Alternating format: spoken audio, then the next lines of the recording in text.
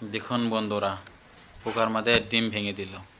তারপরে কি করে দেখুন, কেমনে খায় দেখুন। আপনারা ভিডিও লাস্ট পর্যন্ত দেখবেন।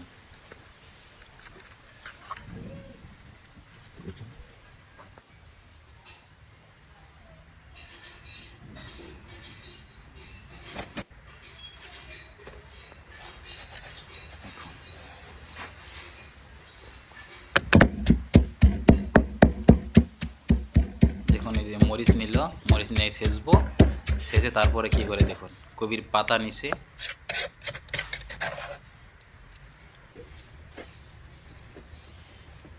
দেখুন, দেখুন কেমনে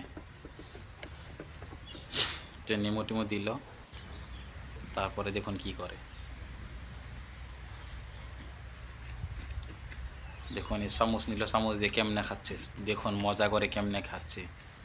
মানব রসি কতটুকু নিচু হলে এইসব খাদ্য খেতে পারে দেখুন। আমরা যেসব দেখে ভয় পাই, তারা সেগুলো খেয়ে ফেলে দেখুন।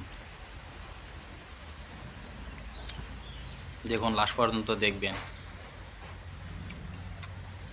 ভিডিওটা যদি ভালো লাগে সাবস্ক্রাইব করবেন, শেয়ার করবেন, লাইক করতে ভুলবেন না।